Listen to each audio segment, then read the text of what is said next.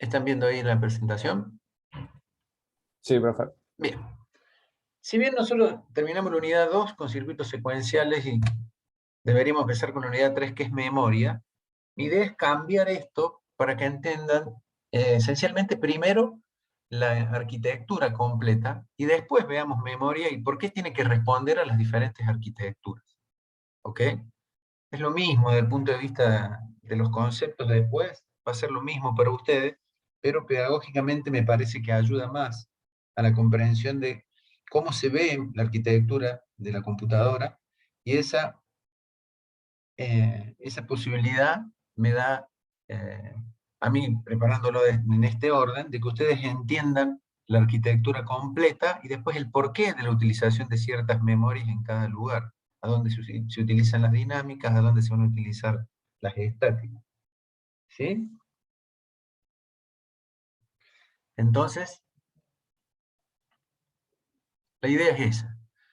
¿Cuál es el resultado del aprendizaje de esta unidad? Graficar el modelo de la arquitectura de von Neumann, explicar las partes y las funciones de cada una de las partes que tiene el sistema de cómputo, graficar y explicar la visión lógica de la memoria principal, para que después volvamos a la unidad 3 y entiendan las memorias por dentro, cómo funcionan y todo lo demás, pero la idea es que entiendan primero que nada la estructura, ¿sí?, de la arquitectura de von Neumann. Explicar las funciones de los registros de la UCP, distinguir las características de los distintos tipos de bases, explicar las funciones del sistema de entrada-salida, explicar las funciones de los puertos, describir el formato de una instrucción, clasificar las instrucciones, explicar qué se entiende por ciclo de instrucción y en qué consiste cada una de las fases, mencionar distintos tipos de banderas de registro o flags, que son registros de estado, que nos van a permitir saber el resultado de las operaciones y que van a ser muy útiles después en la programación de la assembler, definir qué es un modo de direccionamiento, mencionar y ejemplificar algunos tipos, mencionar las principales diferencias entre las unidades de control cableadas y microprogramadas, y realizar un cuadro con las principales diferencias entre las arquitecturas CISC, que es Complex Instruction Set Computer, y RISC, Reduced Instruction Set Computer.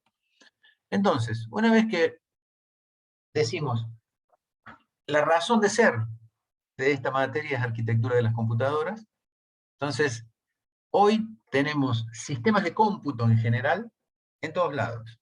Tenemos computadoras de escritorio, aquellas que se llaman desktop computer, tenemos computadoras personales o notebook, tenemos móviles, tablet, smartphone, es decir, tenemos ahora la posibilidad de que la computación está presente en todos lados. Entonces es importante acá entender que la arquitectura de von Neumann va a estar metida en todos lados, o la arquitectura Harvard, pero esencialmente comenzamos con la von Neumann, que una vez entendida la lógica de la estructura de von Neumann, vamos a poder ver la posibilidad de que entendamos el por qué necesitamos un determinado tipo de memoria en la caché, por qué necesitamos otro tipo de memoria, o se utiliza otro tipo de memoria en la memoria principal, por qué necesitamos trabajar con bases que sean las autopistas, si se quiere, del procesador, por donde van y vienen los datos, ¿sí?, por donde se direccionan los datos. Van a entender la lógica también de por qué podemos elegir un microprocesador y cuáles son las limitaciones que el microprocesador ya de por sí está colocando al elegirlo. De por qué la motherboard que aloja todos estos también es importante, porque también me va a colocar cuáles son las limitaciones que vamos a tener. Es decir, entendiendo la arquitectura, después podemos empezar a enfocarnos en cada una de las partes, y como les decía, la idea del final de esta materia es que ustedes puedan entender, comprar una computadora para una determinada situación profesional, comprándola a ustedes y no que se las vende el vendedor porque es la que tiene en stock, sino que ustedes puedan elegir los componentes de manera discreta, componentes que sean la memoria, componentes que sean los discos, si va a ser un disco de estado sólido, si va a ser un disco que no sea de estado sólido, si va a ser, vamos a tener una determinada cantidad de memoria principal, si vamos a elegir una placa de video que sea aparte, es decir, que ustedes tengan la capacidad de poder elegir un sistema de cómputo por la situación profesional que les pide ciertas especificaciones técnicas para resolver un determinado problema. Entonces, además de todo esto, existen los servers, los servidores, que son aquellas máquinas potentes que trabajan con una gran cantidad de procesamiento de datos. Normalmente lo entendemos al sistema hoy con los accesos a Internet que tenemos de diferentes servers, pero las grandes empresas tienen servidores de datos en donde guardan ellos propios. Sus propios datos los guardan ellos en esta cantidad de máquinas que precisamente se enfocan en mantener esa cantidad de datos, gestionar los datos, gestionar los sistemas RAID, es decir, de discos redundantes para que no se pierda la información. Es decir, todo eso lo vamos a tener a partir de server o servidores en las diferentes empresas. Y además está hoy lo que se llama cloud computing o computación en la nube. Hay conceptos que son encontrados a veces con el cloud computing o computación en la nube, porque el Big Data es algo esencial hoy. Es decir, quien tiene dominio de los datos tiene el dominio de todo. Esta semana quedó más que claro cuando cayeron las 3 redes sociales de Zuckerberg, ¿no? Cuando cayó Instagram, cuando cayó WhatsApp, cuando cayó Facebook. Es decir, salió un meme, inclusive el otro día que decía, salía Zuckerberg y decía, ¿se dieron cuenta que soy el dueño de sus vidas? Es decir, todo está pasando por ahí. Nosotros hasta guardamos información que es importante personal, a veces guardamos información en las nubes que puede llegar a ser de Google, en las nubes que puede llegar a ser de Microsoft. Es decir, guardamos una información importante y esa información importante después puede ser accedida por gente sin escrúpulos. Por eso, desde el punto de vista del cloud computing, hay quienes están de acuerdo y quienes no están de acuerdo. Hay quienes no guardan ninguna información ni de casualidad en la nube, y hay otros que utilizan ese servicio porque lo pueden tener disponible en todos lados. Básicamente no tienen que tener dispositivos de almacenamiento, no tienen que andar encima con discos externos, no tienen que andar encima con pendrive, no tienen que andar encima con ningún medio de almacenamiento, y todo lo tienen en la nube. Y la ventaja que tiene eso es que pueden acceder cuando quieren, y lo más probable es que sea muy difícil que pierdan datos, salvo que cambien algunas políticas de privacidad o algunas políticas en particular de esa nube y no puedan acceder más. Entonces, muchas veces eso es todo un tema. Yo tengo el caso particular de mi hija, que ella tenía en la nube guardada información con la dirección de correo del colegio, y cuando se fue del colegio no alcanzó a cambiarla a tiempo y se perdió la información que tenía. Entonces, cosas como esa son importantes tener en cuenta a la hora de elegir o seleccionar cómo gestionar los datos. Pero bueno, es algo que nos supera en esta materia, ¿no? Simplemente saber que existe. Y existe también esto que es el Internet de las cosas, ¿no? Que son procesadores embebidos, ¿sí? Que me van a permitir a mí, en todas las cosas, tener sistema de cómputo.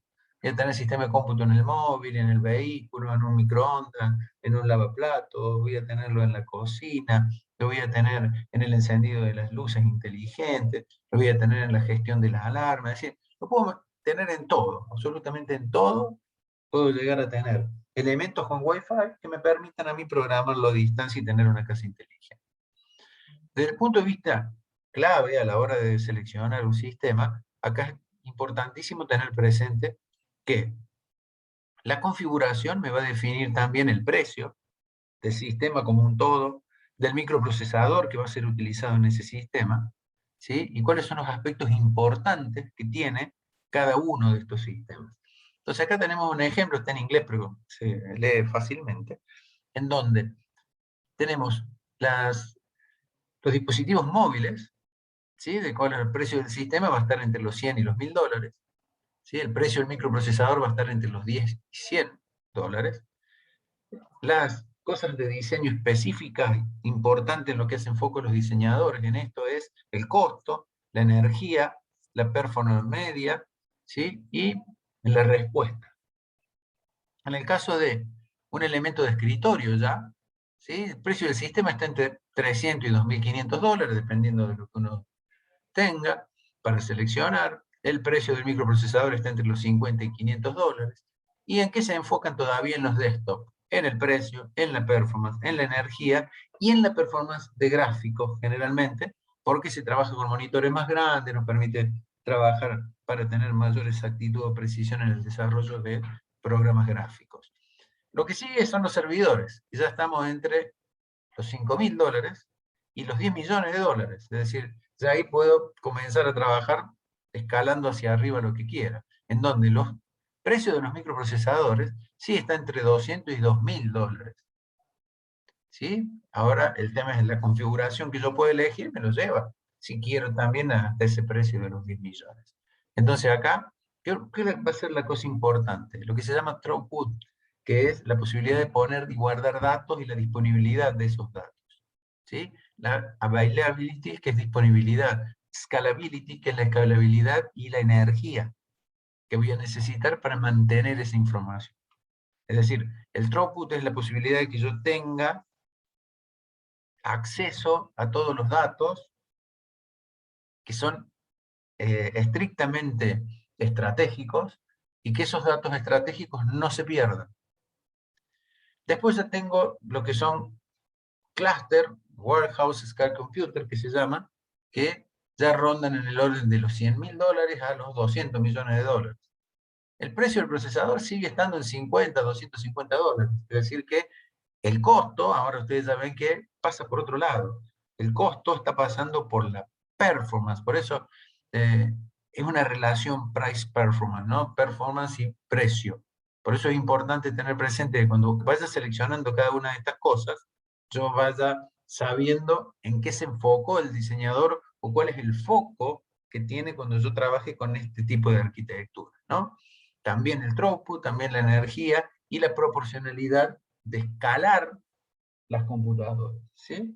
Y después, bueno, el Internet de las cosas, están embebidos, vamos desde $10 hasta $100.000. El costo del procesador puede ser tan barato como un centavo de dólar hasta $100. ¿Por qué? Porque tiene un sistema microprocesado, por ejemplo, en un lavarropas, sencillo. Tiene un sistema microprocesado, por ejemplo, que lo pueden llegar a tener en diferentes cosas que tienen un valor bajo, pero sin embargo están ya conectadas a Internet o están manejadas a través de una gestión digital. ¿Sí? Y acá que va a tener en cuenta en el Internet de las cosas, el precio, la energía, la aplicación específica y la performance que va a tener ese aparato.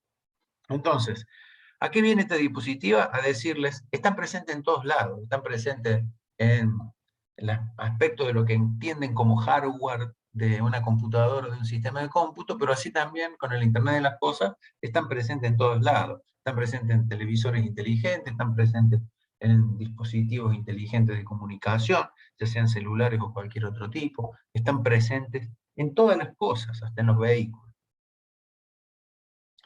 Entonces, ¿cómo es una computadora? Un sistema complejo. Y para hacer frente a la complejidad de los sistemas, lo que se han desarrollado es técnicas que pueden ser clasificadas como modularidad, abstracción, estratificación y jerarquización. La abstracción es una representación que va a ocultar los detalles de forma tal que pueda hacer foco en unos pocos conceptos centrales, facilitando el entendimiento del funcionamiento y la descripción del sistema. Es decir, que yo me pueda abstraer y que pueda entender cómo funciona el sistema, que yo tenga la posibilidad de entender la arquitectura de von Neumann independientemente del sistema que yo tenga que analizar. Tengo que analizar, por ejemplo, un programa de un lavarropas que no funciona. Y va a ser un sistema microprocesado, va a tener N serie de programas y esa serie de programas van a estar codificados y va a ser solamente lo que dice ese programa. No obstante, va a tener un microprocesador, va a tener memoria principal, va a tener que un pequeño sistema operativo y va a generar lo mismo que genera un sistema de cómputo CISC o RISC.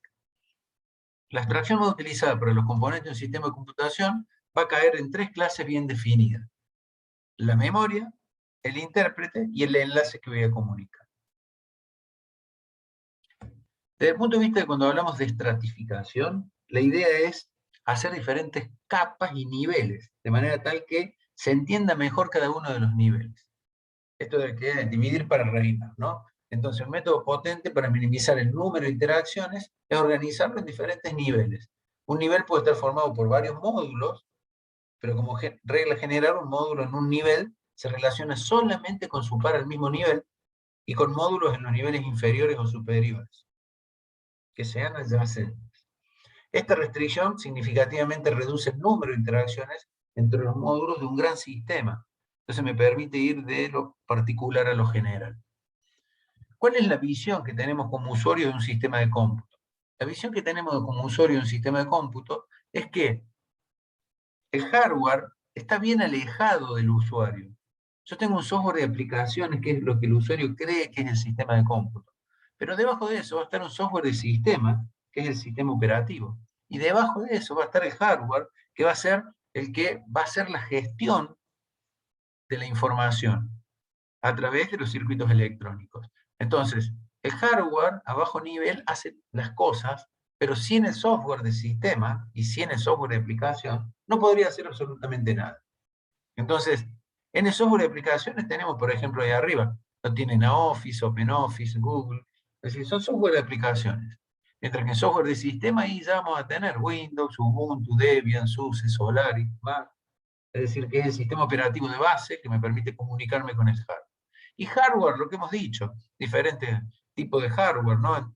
Aquellos hardware donde en el mismo monitor está absolutamente all-in-one todo el sistema de cómputo. Tenemos algunos elementos que son de escritorio y por otro lado tenemos algunos que son sistemas móviles, un teléfono, una notebook, es decir, tablet. Pero desde el punto de vista de la visión del usuario, lo que el usuario entiende que es su sistema de cómputo es físicamente el hardware lo que puede tocar y desde el punto de vista de la abstracción, el software de aplicación. Porque pocas veces todas las personas utilizan el software de sistema al nivel de conocimiento profundo. Y desde el punto de vista de la jerarquización, los intérpretes están organizados en niveles. El nivel más bajo, entonces, es un dispositivo en hardware que tiene un conjunto primitivo de instrucciones, y los otros niveles van a proveer un conjunto cada vez más rico de instrucciones o un repertorio especializado. Es decir, yo desde el hardware voy subiendo hacia el software de alto nivel, y ese software de alto nivel es el que interactúa con el usuario. Entonces, las aplicaciones pueden tener hasta 4 o 5 niveles de interpretación. A lo largo de la interfaz de cualquier nivel, el nivel inferior siempre va a presentar algún repertorio al nivel superior. Es decir, yo desde el lenguaje de alto nivel, que es el software que tiene contacto con el usuario, hasta llegar al hardware, hay diferentes niveles, y esos niveles se organizan precisamente para que cada nivel inferior le vaya presentando al superior un repertorio, ¿sí?, de actividades. Y a partir de eso es que esa jerarquización permite después hacer el análisis jerárquicamente por cada uno de esos estratos. Cuando hablamos de arquitectura de la computadora, lo que hacemos referencia es que especificamos la interconexión entre los componentes principales y las funcionalidades que tiene cada uno de los componentes principales, sin especificar los detalles de implementación. Hablamos de arquitectura de manera global. Un diseño representa una posible forma de llevar a cabo una arquitectura, y una implementación va a representar la posible forma de realizar ese diseño.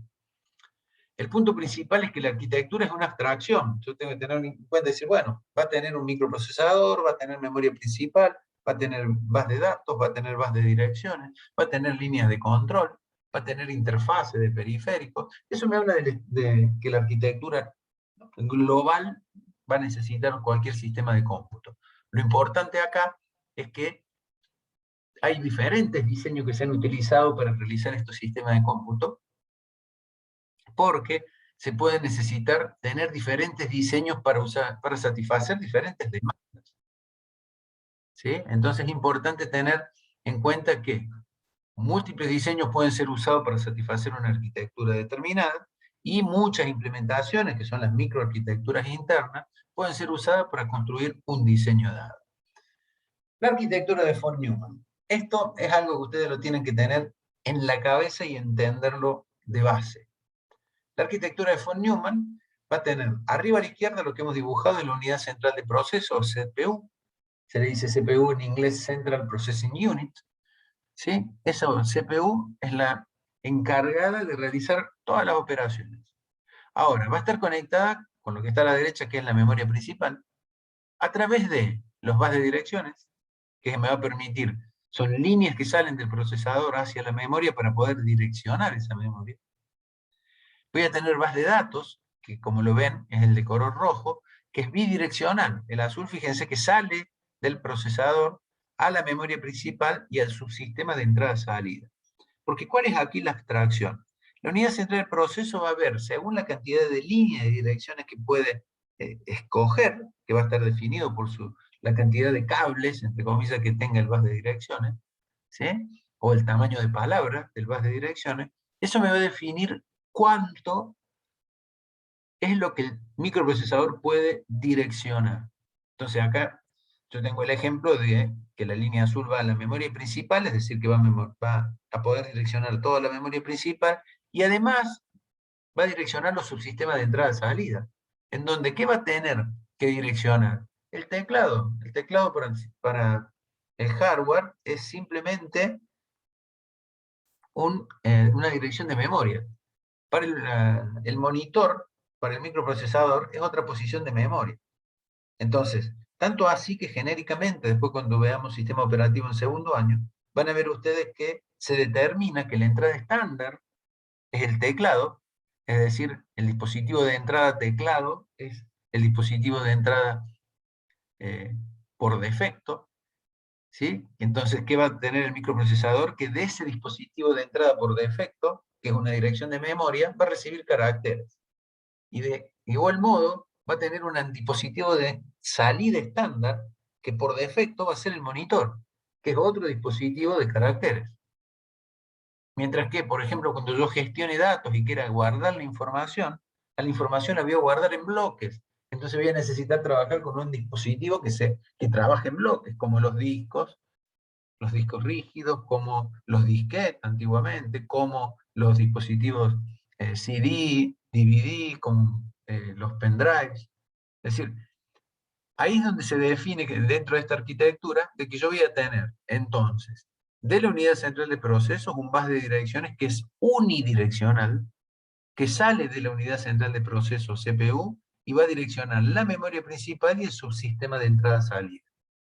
Es decir, cuando yo encienda la máquina, esa CPU va a mirar todos los lugares que puede direccionar y que van a incluir la memoria y todos los subsistemas de entrada-salida. Por el otro lado, en color rojo, ustedes tienen un bus que es bidireccional. El tamaño de datos que va a tener el bus de datos es el que me define el tamaño de palabra que va a trabajar el procesador. Cuando hablo de un procesador de 64 bits, estoy hablando precisamente de la longitud que tiene el bus de datos o la palabra que yo voy a poder leer.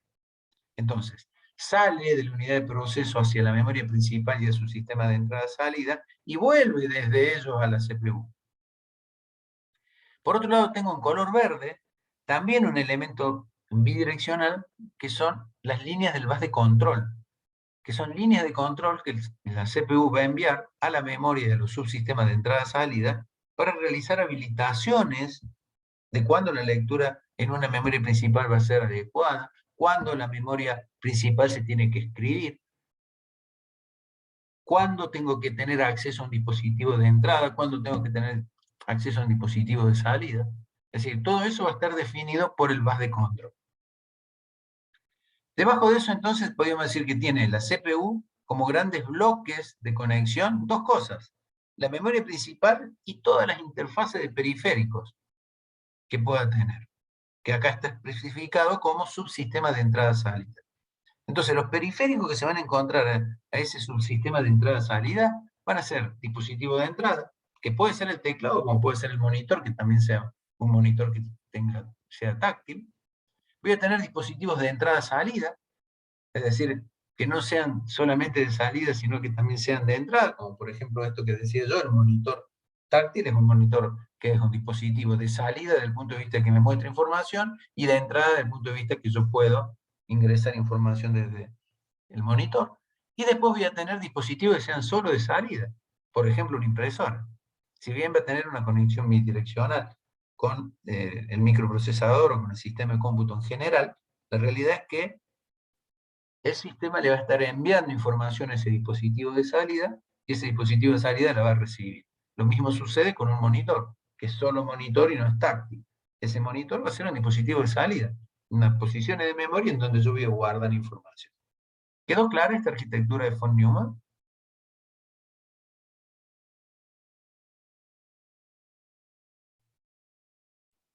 Sí, profe.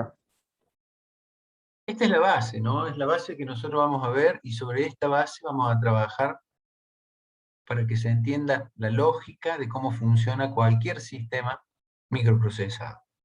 Entonces voy a tener la CPU, voy a tener la memoria principal, un subsistema de entrada-salida, y voy a tener dispositivo de entrada, dispositivo de salida y dispositivo de entrada-salida. Entonces ahora, yo voy a tener que voy a cargar un programa, y un programa, ¿dónde va a estar cargado físicamente un programa? Para que se pueda ejecutar.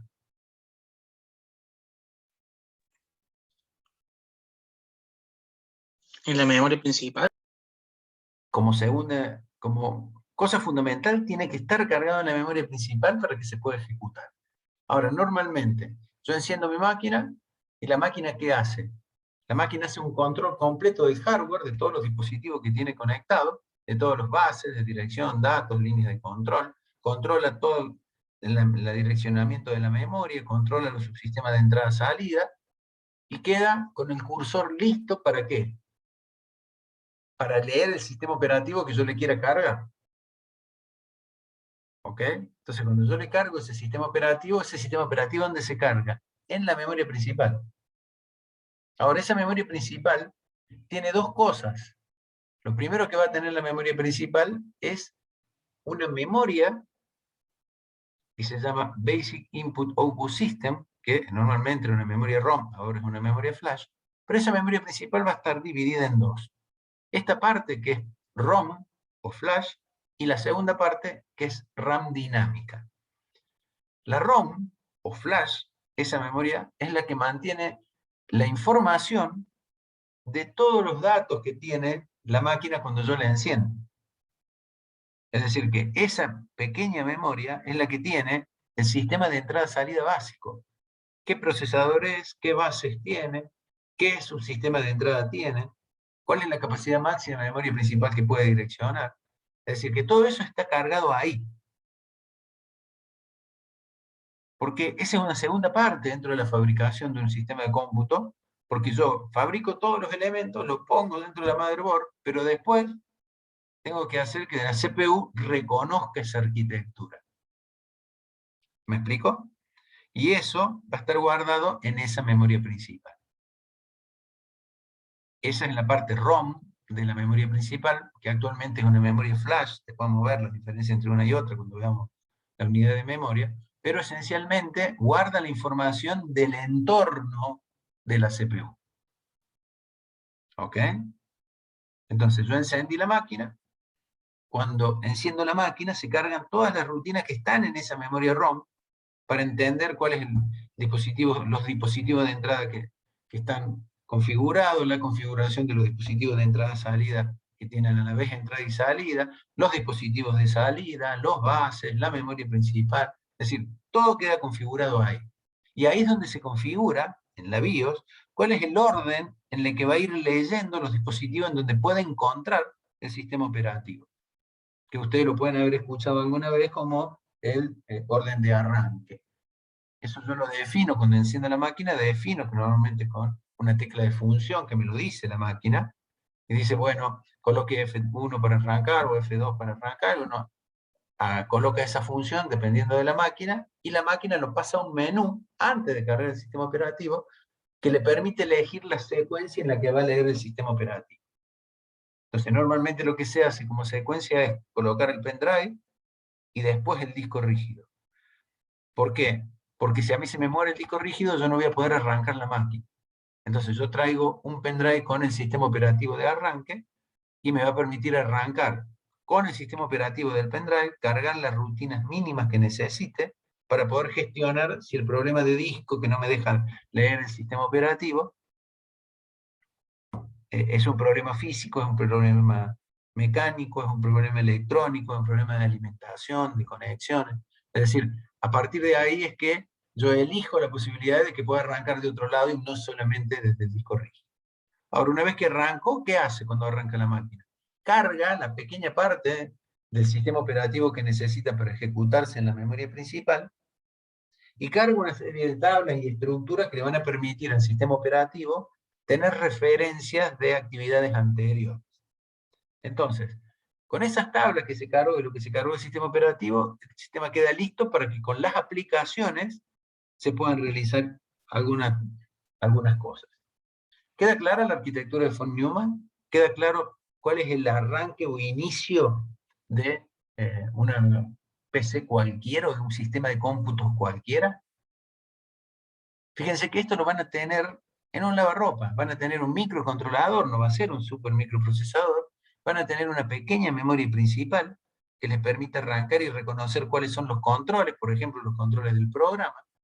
Y esos programas que tiene el microprocesador, el lavarropa, en realidad son programitas que están cargados en una pequeña memoria, en donde cada vez que yo arranco, si yo coloco la perilla en la posición 11, significa el programa 11, ese programa 11 me da la señal como para que con esa posición de la perilla, yo sepa qué programa tenga que hacer en la memoria principal, se lea esa parte del programa y se ejecute eso. ¿Y en qué se va a ejecutar? ¿En sus sistemas de entrada-salida? Porque la entrada va a ser el número de programa y la salida va a ser lo que tiene que hacer. Activar la bomba de agua para que entre el agua, activar el jabón para que el agua pase por el jabón, en otra fase hacer que gire, sacar el agua, enjuagar. Es decir, son todas distintas cosas que va a ir haciendo durante el programa, pero la lógica de von Neumann se cumple. Va a tener un microcontrolador, una CPU, va a tener una memoria y va a tener un subsistema de entrada-salida para gestionar lo que tiene que gestionar. La bomba de agua, el jabón, el centrifugado, es decir, la gestión del motor. ¿Se entiende a qué nos referimos con la arquitectura de von Neumann en general? Y que están presentes en todos lados. Bien, si eso se entendió entonces,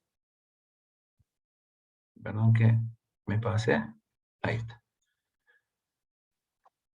Esto era la primera arquitectura que don von Neumann permitió empezar a procesar de manera un poco más compleja las cosas que antes se hacían a mano. En la EDVAC del año 1949 permitía llevar 1000 palabras de 44 bits y costaba $500.000. Habría pocos que podrían tener una máquina como la estructura de von Neumann, ¿no? Aparte, fíjense el tamaño de la silla y el tamaño de los elementos y las válvulas que tenía, porque no tenía transistores, para poder gestionar la información.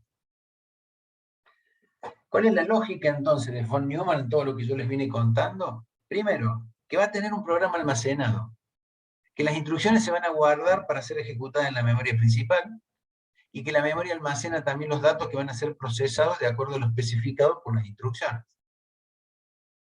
Otra de las cosas que menciona la arquitectura de von Neumann, el procesamiento es secuencial de las instrucciones. Las instrucciones se almacenan en memoria principal, en posiciones consecutivas de memoria. La CPU debe buscar las instrucciones en la memoria, procesarlas de una por vez, y sigue una secuencia ordenada. Un registro especial que se llama puntero de instrucción o contador de programa, identifica la instrucción en curso, que es el puntero de instrucción, y el contador de programa especifica la dirección de la próxima instrucción a ejecutarse. Es decir, el puntero de instrucción me está indicando qué instrucción se está ejecutando. Y el contador de programa me identifica la dirección de la instrucción próxima a ejecutarse. Con estos dos valores, la máquina ya sabe con una qué se está ejecutando y con la otra cuál es la que se va a ejecutar. Este registro, el contador de programas, se autoincrementa apuntando siempre a la próxima instrucción, excepto para instrucciones de transferencia de control, cuando yo tengo que romper la secuencia. Por ejemplo, cuando hay un salto, hay un jump dentro del programa. ¿Sí? ¿Qué es la memoria principal, conceptualmente? Es la memoria a la que accede directamente la unidad central de proceso, la CPU, lo vimos en el dibujo. Generalmente se identifica con la denominada memoria DRAM, que quiere decir Dynamic RAM, y en realidad DRAM quiere decir Dynamic Random Access Memory, que quiere decir memoria de acceso aleatorio dinámica. Ya vamos a ver cuando veamos memoria, que es una memoria que se carga con un capacitor y todo lo demás, ya lo vamos a ver con más profundidad, pero para que lo tengan en cuenta, es decir, la memoria principal tiene una parte RAM y otra parte que es ROM, que es Read Only Memory, es decir, memoria de solo lectura, donde se carga la estructura específica de ese computador, y que también se le llama BIOS. El BIOS viene de Basic Input Output System. Esta última, la ROM, es una memoria de solo lectura que va a guardar el programa de arranque o inicio, que es lo que nosotros llamamos el boot. Los datos a ser procesados por la CPU deben estar sí o sí en esta memoria principal, para que se pueda ejecutar. Después vamos a ver el sistema operativo una gran cantidad de cosas que va a necesitar, que se puedan resumir en que tenga los recursos que necesita para ejecutarse. ¿Sí? Entonces, los datos deben estar en la memoria principal, así como las instrucciones que dirigen el procesamiento. Se la denomina de esta manera para diferenciarla de la memoria secundaria o externa a la memoria principal, que forma parte de los dispositivos externos o periféricos, y que normalmente es donde guardamos la información o datos en forma permanente. Un disco rígido, un pendrive, cualquiera de estos, ¿no? Entonces, tenemos una memoria principal que es la que está conectada directamente al microprocesador, y una memoria secundaria, que es la memoria que es donde guardamos la información. Donde guardamos la información y la traemos para ejecutarla es la memoria secundaria. Y donde se carga para ser ejecutada es la memoria principal. ¿Qué se almacena en la memoria? Y desde el punto de vista de datos, pueden ser numéricos, enteros sin signo, con signos reales, coma flotante, BCD, como se nos ocurre. En alfanuméricos, ASCII, UTF, EBCDIC, datos booleanos, estructuras de datos complejas. Desde el punto de vista de las instrucciones, son aquellos elementos que definen las acciones que debe realizar la CPU con los datos que nos solicite el programa como recursos. Entonces, ¿qué va a tener la memoria principal? La memoria principal va a tener un espacio de direcciones lineal que va a empezar en 0 y va a ir hasta el valor que contenga la memoria principal que está en análisis, ¿sí? Y voy a tener el espacio de direcciones en bytes, ¿sí? Que voy a tener el espacio de direcciones en palabras, ¿sí? Porque es esencial que en la memoria principal yo voy a necesitar dos datos para encontrar un dato cualquiera. Voy a necesitar la dirección de esa memoria, por ejemplo, que es la 2, ¿sí? Y después voy a tener que leer el contenido de esa dirección, que es lo que contiene dentro de esa posición. Es decir, yo voy a necesitar dos cosas importantes entonces gestionar. Una, la dirección, por eso voy a tener un bus de direcciones, y otro, los datos. Puede ser para guardar información, que es de escritura, o cuando quiera ver información, que es el proceso de lectura. ¿Ok? Entonces, es importante tener presente eso, que yo voy a tener un espacio de direcciones en bytes y su correspondiente espacio de direcciones en palabras, porque yo puedo tener una memoria que tenga una determinada cantidad de bytes, pero que las direcciones de las palabras sean del doble de las direcciones de un byte que yo tenga para leer la memoria. Fíjense que acá yo tengo 0 y 1, me forman el word 0. 2 y 3 me forman el word 1. 3 y 4 me forman el word 2. Es decir, esto sería el caso en el que yo tendría en byte, espacio de direcciones, de una memoria que en byte me va a guardar por esos sectores de información, puede guardar un byte, y en realidad el tamaño de palabra que lee el microprocesador es de 2 bytes.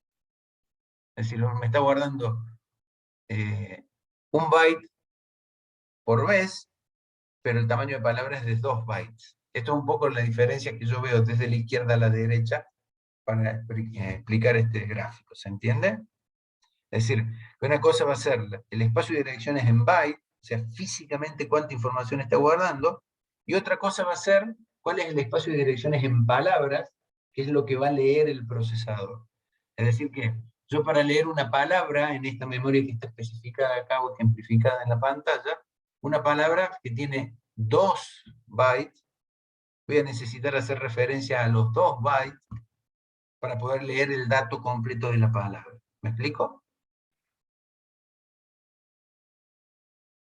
Bien, entonces, ¿cómo es la unidad central de proceso por dentro? Va a tener grandes bloques, que son bloques importantísimos, que tienen ustedes que tener el conocimiento de qué tiene dentro y para qué.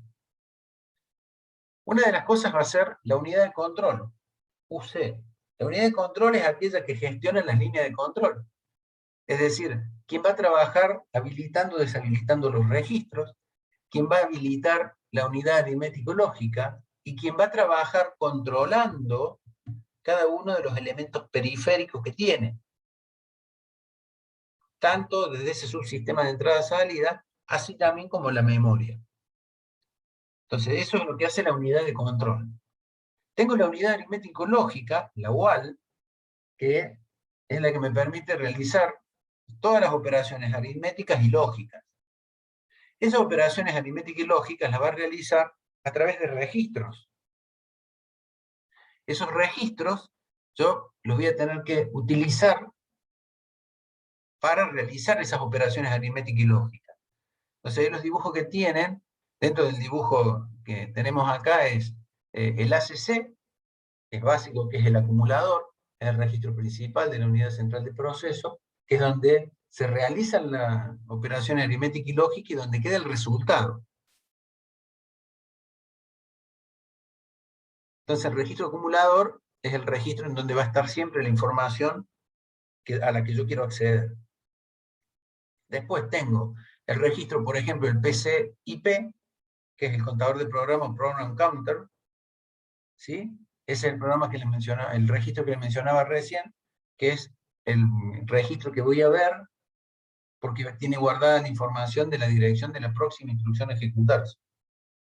Después tengo el registro IR, que es el registro de instrucciones, que es el que me guarda la información de la instrucción que se está ejecutando en este momento. ¿Sí? Entonces, tengo los registros MDR y MAR, que son registros de gestión general, que me van a permitir también operar con el registro acumulador.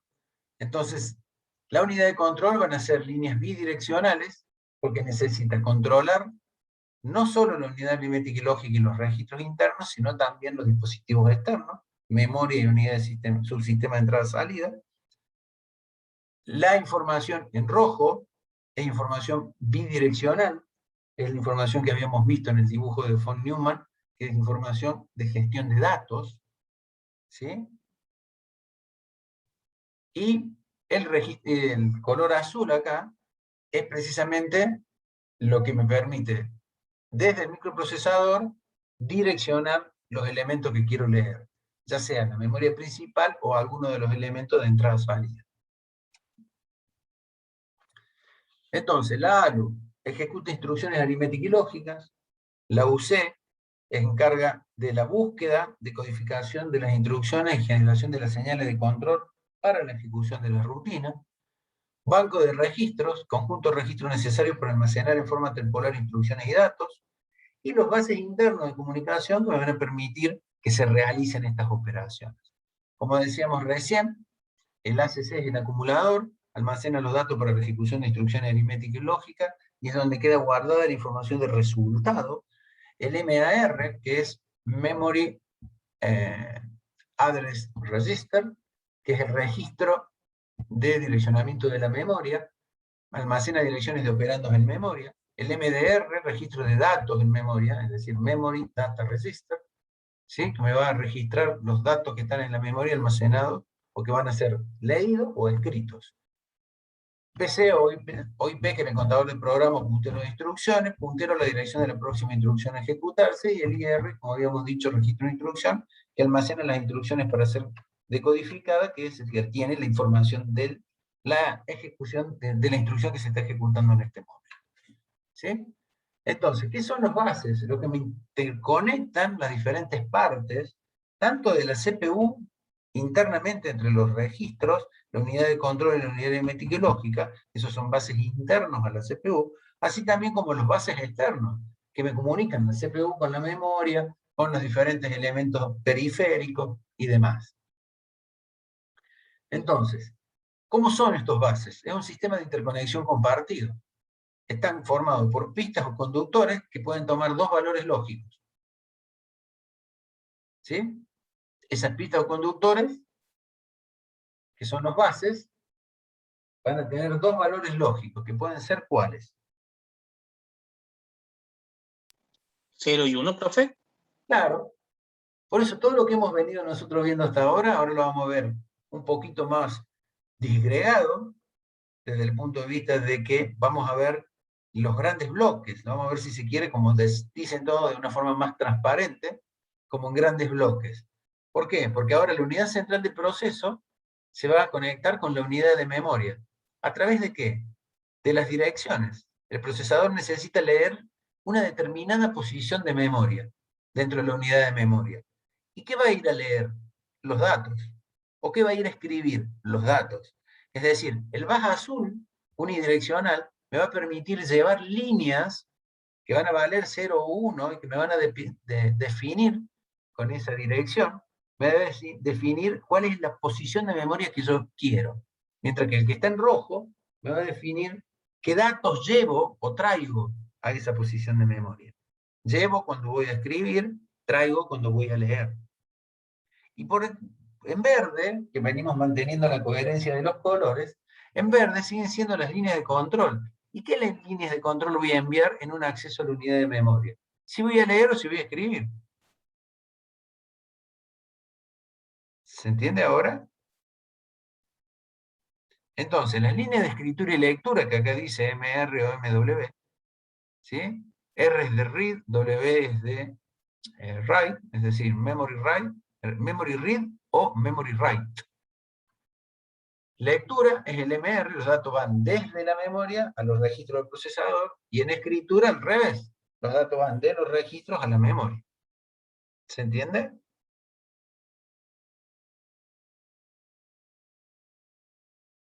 ¿Quedó alguien dentro de la clase o ya se fueron a ver el parte? Falta para el parte. No, profe, se está más claro ahora. Perfecto. Entonces, haciendo foco, vas de direcciones, unidireccional, busco los datos desde el microprocesador, ubico la instrucción o el dato. Vas de datos, bidireccional, lo transmito, lo recibo el dato. ¿Sí? Vas de control, líneas con funciones determinadas. En este caso, lo que veíamos era lectura-escritura. ¿Sí?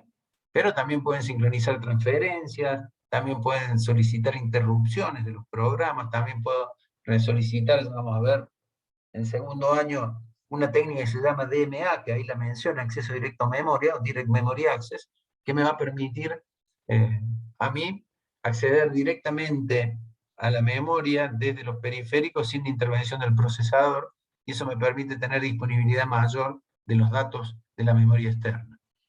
Entonces, acá haciendo un resumen de los dispositivos, para ver cuáles son las funciones que tienen los dispositivos, quiénes son los interlocutores que tiene cada uno de los dispositivos, y cuál es la velocidad que tiene para gestión de la información. Entonces el teclado es una función de entrada, lo realizamos nosotros los humanos, y tiene 100 bits por segundo. El mouse, entrada humano 3,8 kbit por segundo, es decir, 3,8 es 3800. Entrada de sonido es entrada, el interlocutor de las máquinas y tiene hasta 3 megas. Salida de voz, el humano 264K. Salida de sonido, humano 8 megas. Impresora láser, mayor velocidad, 32 megas. Monitor gráfico, salida del humano, 800 megas a 8 gigas, dependiendo del monitor que utilice. La línea de entrada LAN, que es la red local, Local Area Network, es entrada-salida de la máquina, tiene entre 100 MB y 10 GB. La entrada-salida de la WLAN, ¿sí? La World Local Area Network, eso me va a permitir tener entre 11 y 54 MB. ¿Sí? Eso está avanzando cada vez más, ¿no? Pero en principio son los órdenes de lo que se gestiona. El disco óptico de almacenamiento, la velocidad de trabajo entre 5 y 120 MB. La memoria flash entre 32 y 200 MB. Y el disco magnético entre 800 megas y 3 gigas. ¿Sí? ¿Qué es el subsistema de entrada-salida? Va a ser el que defina la interfase de periféricos. ¿Y qué es la interfase de periféricos? Lo que me va a definir para cada dispositivo de entrada-salida, cómo ese dispositivo de entrada-salida se va a conectar para que el procesador pueda acceder a él. Por eso tenemos a la izquierda la unidad central de proceso, Voy a trabajar también con el bus de direcciones, como siempre, buscando los datos desde una posición. Por ejemplo, el monitor, que es el dispositivo de entrada-salida. El monitor, desde el punto de vista de la CPU, es una dirección de memoria donde va a buscar o colocar datos. Si es un monitor que es táctil, va a ser un dispositivo de entrada-salida. Así va a tener una posición de memoria para leer y una posición de memoria para escribir. ¿Está bien? Entonces después voy a tener el bus de datos, qué información le voy a enviar, y el bus de control, qué es lo que quiero hacer. Ahora, ¿qué va a tener el subsistema de entrada-salida? De ese dispositivo de entrada-salida, los datos, el estado y los comandos que necesito para habilitar ese dispositivo de entrada-salida. Después cuando vayan al sistema operativo van a ver que es todo un tema de gestión del sistema operativo que se llama el subsistema de entrada-salida del sistema operativo para hacer esta gestión. ¿Sí? Porque es el que va a necesitar que la gestión se independice del dispositivo de entrada-salida, que no depende de si el disco es de una marca determinada o de otra marca determinada. Es decir, que el subsistema de entrada-salida se encarga de, entre comillas, estandarizar la manera de conectar el dispositivo de entrada-salida al sistema de cómputo. ¿Ok? Generalmente le llamamos puertos, que es la lógica de control más o menos compleja dependiendo del periférico que yo quiera conectar, y de los registros que reciben el nombre de puertos. Los puertos se diferencian por la función. Tengo puertos de datos, transmiten datos entre el periférico y la CPU o la memoria. Puertos de estados, están constituidos por bandera o flag relacionada con el estado del dispositivo externo en el proceso de entrada-salida. Eso lo va a gestionar el sistema operativo más adelante, a esos flags de datos, de estado, digo, porque esos datos de estado van a ser lo que me van a permitir a mí hacer creer, a través de una técnica que la van a ver en segundo año, que es la memoria virtual, le va a hacer creer al sistema de cómputo que tiene una memoria RAM mucho más grande que la memoria RAM real o física que tenemos dentro del sistema de cómputo. ¿Sí? Después voy a tener puertos de comando que definen el modo de operación o guardan orden para el funcionamiento de los periféricos.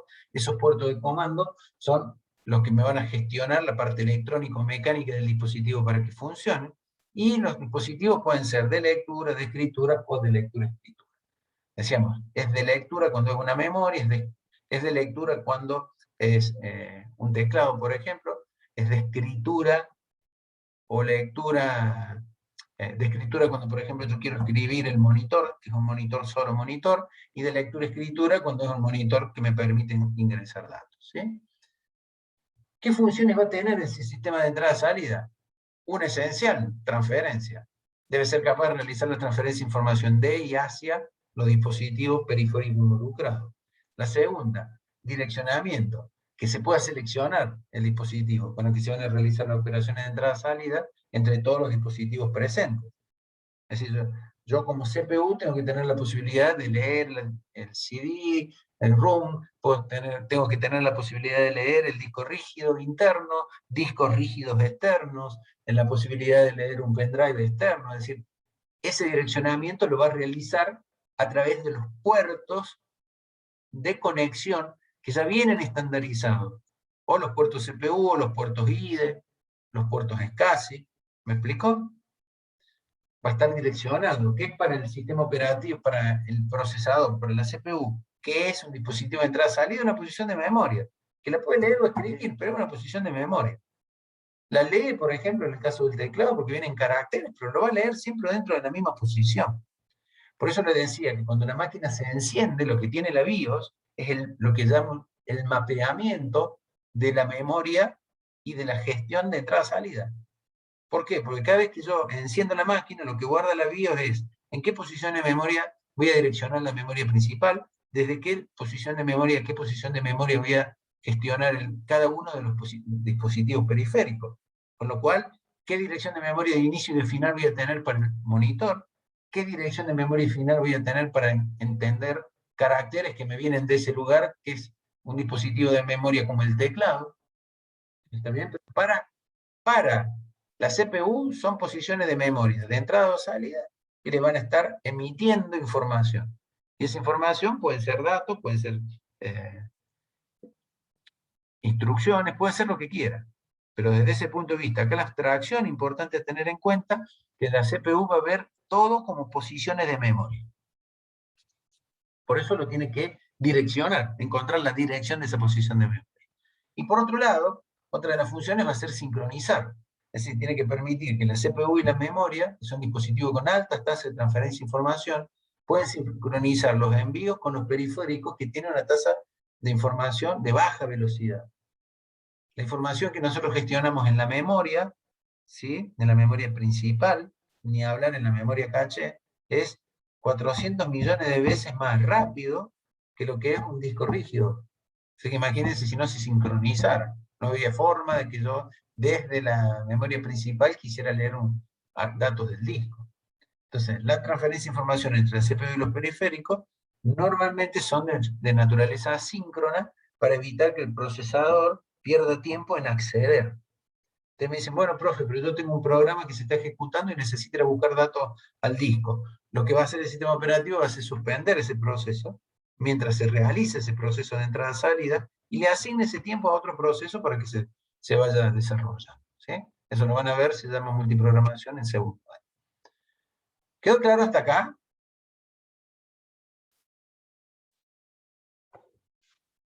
¿Queda claro? ¿Vamos bien? ¿Vamos muy rápido? Son 19:39. Hacemos 5 minutos de recreo, así no me quedo sin voz. ¿Sí? Y continuamos, ¿les parece? Bueno, profe.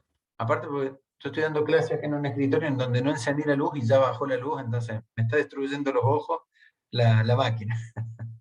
Básicamente también por eso. Coloquen ya, por favor, en el chat el nombre, apellido y legajo para la presencia, ¿sí? Así ganamos tiempo. Y los que se quieran ir, se pueden ir a ver el partido, ser inconveniente.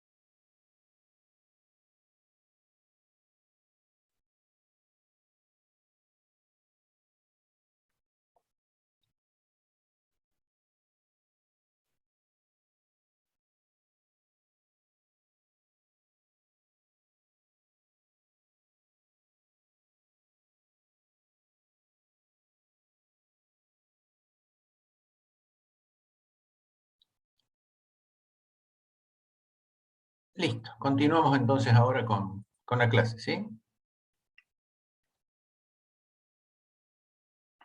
¿Les quedó clara la arquitectura von Neumann? Desde la arquitectura von Neumann yo tengo un bus de direcciones unidireccional, que es el mismo que va a la memoria, y es el mismo que va a la interfase de periféricos. En la arquitectura Harvard, a la memoria se la separa en dos. Existen dos memorias, una que es para instrucciones y otra que es para datos. Entonces va a haber dos bases de direcciones y dos de datos.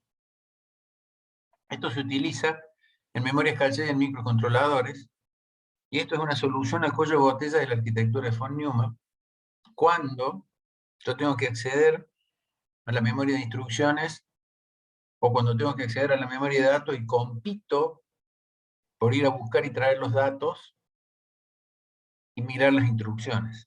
Entonces, de este modo, yo puedo tener acceso a la memoria de instrucciones y de datos por separado, y de esta manera evito ese cuello de botella de que o miro datos o miro instrucciones. ¿Queda claro? Es decir, tengo dos bases de direcciones, tengo dos bases de datos. Vamos a ver ahora lo que es la arquitectura del set de instrucciones. Es la visión que tendría de la computadora el programador de sistemas. Es lo que llamamos el nivel de lenguaje de máquina.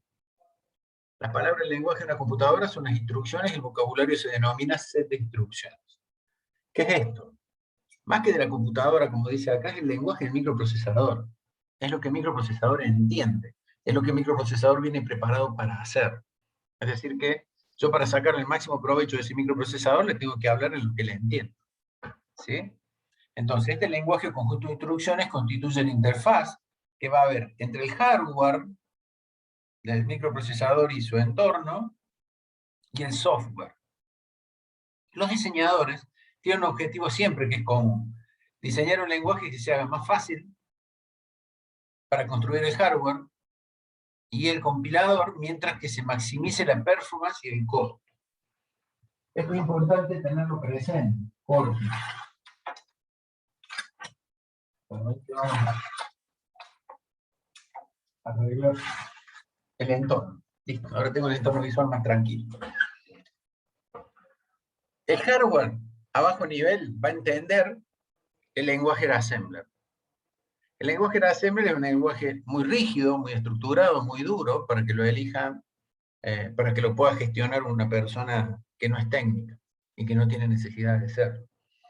Entonces lo que se hace es construir diferentes capas, esa visión que habíamos visto hace un ratito, donde estaba el hardware en el centro, ¿se acuerdan? Después estaba el software de base y después estaba el software de aplicaciones. Entonces, lo más importante acá sería que yo pueda construir un hardware que sea amigable con el usuario, y esa posibilidad de amistad entre el usuario y el hardware me lo van a ir estableciendo.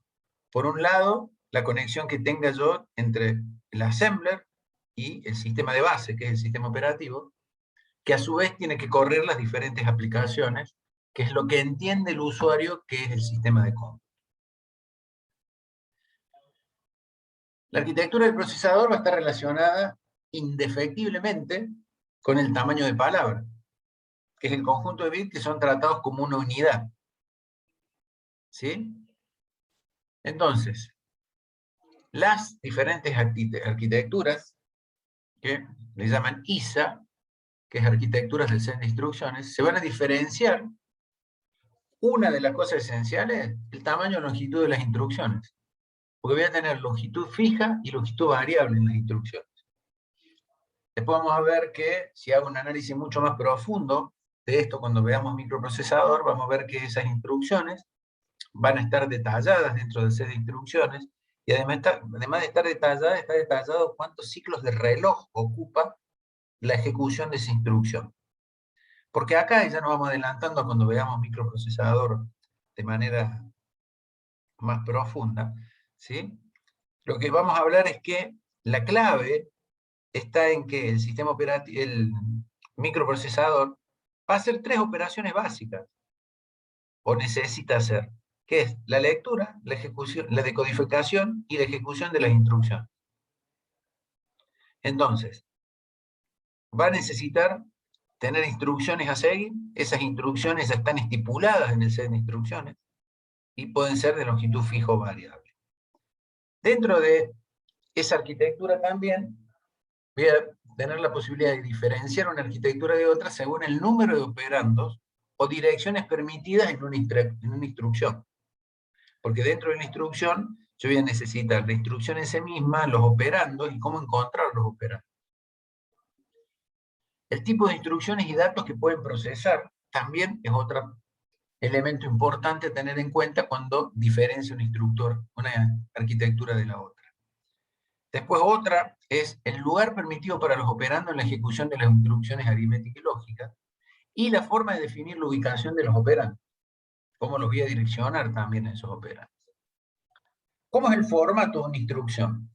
Toda instrucción consta mínimamente de dos elementos, que va a ser el código de operación, que especifica qué operación debe realizar la CPU, por ejemplo, ADD, que sería sumar, y otro, bueno, acá como ejemplo pone sumar, restar, cargar, etcétera, pero ADD va a ser o sumar la operación que debe realizar la CPU, y por otro lado operandos, que especifican con qué elementos se van a llevar a cabo las operaciones que tiene que hacer la CPU.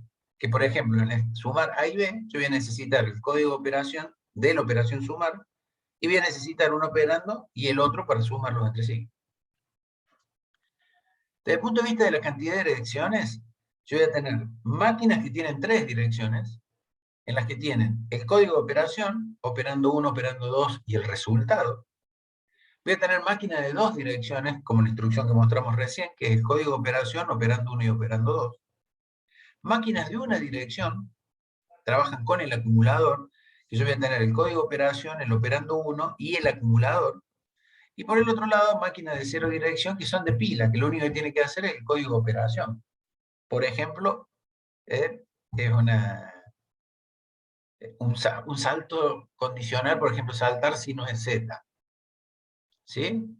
Entonces, solamente tiene que hacer lo que dice el código de operación. ¿Qué tipo de instrucciones voy a tener dentro de ese set de instrucciones? Las primeras son instrucciones de transferencia, que mueven datos entre lugares de almacenamiento. Una de ellas son de registro a registro. Por eso acá el ejemplo es R1 con una flechita que va de R2 a R1. Es decir, es cargar los datos del registro 2 dentro del registro 1. De registro a memoria, esto es el registro R1 a M, y lo que está entre corchetes es la dirección de memoria en donde lo quiero cargar. De memoria a registro, al revés, desde la dirección de memoria hacia el registro que lo quiero cargar, y de memoria a memoria, es decir, desde una posición de memoria a otra posición de memoria. Eso lo que estoy haciendo es transferir. Aritméticas. Sumar 2 registros y dejarlo en un registro. Sumar un registro con el contenido de una posición de memoria y guardarlo en el registro. Desde el punto de vista de las instrucciones lógicas, voy a hacer un AND de un registro con otro. Voy a poder hacer un AND de un registro con una posición de memoria. ¿Sí? Voy a poder modificar o invertir los valores de un registro respecto a sí mismo. Es decir, todas operaciones aritméticas, todas operaciones lógicas. Desde el punto de vista de las instrucciones de control de flujo, en las cuales puedo romper la secuencia, lo que decía recién, permiten romper el esquema de procesamiento secuencial de las instrucciones y va, en lugar de seguir la secuencia del programa, va a otro lado. Que hay saltos que son incondicionales, jump, salta a una dirección de memoria o a otra posición dentro del programa. Salto condicional, por ejemplo, saltar de acuerdo al valor de una de las banderas del microprocesador. Cada vez que se realiza una operación en la unidad aritmética y lógica, hay una serie de registros que se llaman banderas o flags, que me definen cómo fue el resultado de la operación que se realizó. Una bandera puede ser la bandera de 0, si el resultado fue 0. Otra bandera puede ser de acarreo, si hubo acarreo, que esto les debe hacer acordar a sistemas numéricos. Otra de las banderas, si hubo overflow, también les debe hacer acordar a sistemas numéricos. Entonces, con todos esos valores, tenemos la posibilidad nosotros de hacer un salto condicional. Otro sería un proceso en el cual yo llamo procedimiento. Llego en dirección a una determinada posición dentro del programa donde esa instrucción me llama un procedimiento. Es decir, me está rompiendo el control de flujo. Me va a ir a buscar el procedimiento, lo va a hacer y va a volver a ese lugar. Y después, las que vamos a ver más adelante, que son las interrupciones, que pueden ser de hardware o de software. Detrás, salidas. Alguna arquitectura existen instrucciones especiales para comunicarse con los dispositivos para entrada y salida de datos sin la intervención del procesador. De punto flotante, para poder trabajar con la matemática y punto flotante que ya vimos. Otras tipos de instrucciones que son una instrucción simple hacia múltiples datos, es decir, que una sola instrucción posibilita la operación sobre un conjunto de datos, como por ejemplo suma de vectores, instrucciones multimedia para tratamiento de imágenes y audio. ¿Qué tipo de datos primitivos voy a poder utilizar? Enteros sin signo, byte, palabra, que lo vamos a ver como byte, palabra la vamos a ver como word, palabra doble la vamos a ver como double, cuádruple la vamos a ver como keyword. Después vamos a tener enteros con signos, donde vamos a tener byte, y se va a llamar S byte, palabra, S word, palabra doble, S-double, palabra cuádruple, S-keyword. Desde el punto de vista de los enteros, también puede ser enteros BCD, punto flotante, real 4, 8 o 10, y alfanumérico como ASCII o ABCD, D y C. Direcciones u operandos. Los campos de direcciones de una instrucción que referencian a los operandos dentro de la arquitectura pueden ser ya sea registro del procesador o posiciones de memoria. Como vimos recién, nosotros podíamos trasladar la información de un registro a otro o traer información de una posición de memoria al registro o al revés. Algunas arquitecturas imponen restricciones en algún tipo de instrucciones en referencia al tipo de datos permitido en los campos de dirección. Es decir, algunas arquitecturas no permiten hacer referencia a la memoria. Y esto origina otra clasificación de las arquitecturas que puede ser arquitecturas carga-almacenamiento o arquitecturas registro-memoria. Como ya verán por su nombre, la arquitectura load store o carga-almacenamiento divide instrucciones en dos conjuntos. Las instrucciones que tienen referencia a datos en memoria son del tipo de carga o almacenamiento. En la carga es la operación de transferencia de un dato en memoria a un registro de la CPU, como lectura. Y en el caso del almacenamiento, es la operación de transferencia de un dato en un registro de la CPU a una posición de memoria. En las instrucciones que son ejecutadas por la unidad aritmética y lógica, los operandos tienen que ser siempre registros de la CPU. ¿Ok? Entonces, en el caso de la carga almacenamiento, yo voy a poder cargar la información del registro a memoria. En las que son ejecutadas por la UAL, los operandos tienen que ser siempre el registro de la CPU. Yo cuando sumo un registro con otro registro, no con una posición de memoria. Mientras que en la arquitectura registro-memoria, los operandos de los campos de direcciones, tanto de la instrucción aritmética como las lógicas, pueden ser tanto registros como posiciones de memoria. Es decir, yo tengo el código de operación, en este caso sumar, de una posición de memoria con el registro 1, registros entre sí, o puedo cargar y almacenar y leer desde un registro a una memoria o de una memoria a un registro. ¿Sí? Modo de direccionamiento. Son las formas que una instrucción establece dónde puedo buscar los datos o operandos que van a ser objeto de las acciones definidas en el código de operación. De ello depende en gran parte cómo sea de compleja la arquitectura o la microarquitectura interna. Uno de los modos de direccionamiento es el modo de direccionamiento implícito, en donde la instrucción no tiene un operando o está definido implícitamente en el código de operación. ¿Sí? Entonces, para cada uno de estos modos de direccionamiento, nosotros vamos a colocar ahora ejemplos de presentaciones de arquitectura que tienen dos direcciones. ¿Sí? Entonces, modo de direccionamiento de registro. Los datos están en los registros de propósito general. Entonces, código de operación, registro 1, registro 2. Modo de direccionamiento inmediato. El dato se va a encontrar explícitamente en la instrucción. Es decir, código de operación R1, el dato. Entonces, por ejemplo, cuando yo pongo load R1, 20, estoy cargando el registro 1 el valor 20. Es decir, directamente después del registro donde tengo que cargarlo, tengo el valor que tengo que cargar. ¿Sí? Modo de direccionamiento directo. El dato está referenciado por su dirección de memoria. Es decir, que voy a tener el código de operación, por ejemplo, sumar, el registro 1, R1, ¿con qué? Con una posición de memoria que me dice dónde está el dato que tengo que sumar a R1. ¿Ok? Modo indirecto por registro. Yo voy a tener el código de operación, el registro, y voy a tener otro registro, que es donde va a estar guardada la dirección de memoria donde está guardado el dato. ¿Sí?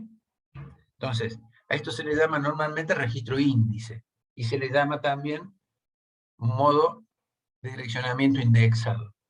¿Por qué? Porque el código de operación le sigue el registro, y después le sigue un registro que tiene la posición de memoria en donde están los datos que tengo que ir a buscar. Modo relativo de registro, el dato va a estar referenciado ahora por el contenido de un registro, más una constante que se le llama offset. Ese offset en realidad es lo que yo tengo que sumar al valor del registro para encontrar la posición de memoria del dato. Es decir, voy a tener el código de operación, voy a tener el registro con el que tengo que operar, y el registro que le sigue va a tener al lado un offset, ¿sí? Entonces yo voy a buscar, el registro me va a ir a dar la posición de memoria, yo voy a ese registro que está después de R1 a buscar una dirección de memoria. A eso le tengo que sumar lo que dice el offset, y eso me va a dar la posición de memoria en donde está escrito el dato. ¿Se entiende? ¿Se entendió? Modo base más índice. Ahora, yo lo que voy a tener dentro de la instrucción va a ser el código de operación, un registro con el que voy a tener que operar, y después un registro base y un registro índice. Entonces, el dato va a estar referenciado ahora por el contenido del registro base más el resultado de otro registro que es el índice, y eso me da la posición de memoria en la cual encuentro el dato. ¿Ok? Modo relativo a base más índice. Ahora, el dato va a estar referenciado por el contenido de un registro base, al que le sumo el contenido de otro registro índice, más un desplazamiento o offset, que es el que está después. Es decir, es lo mismo que recién, nada más que ahora va a tener un cuarto dato, que es el offset, al cual el base más el índice se suman, más el offset, y eso me da la dirección de memoria para encontrar el dato. ¿Sí? ¿Quedó claro hasta acá?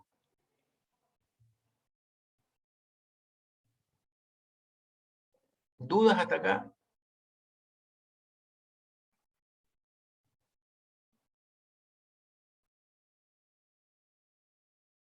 ¿Alguna duda? ¿Ninguna? ¿Todo bien? Bien. Si eso está bien, entonces ahora vamos a ir a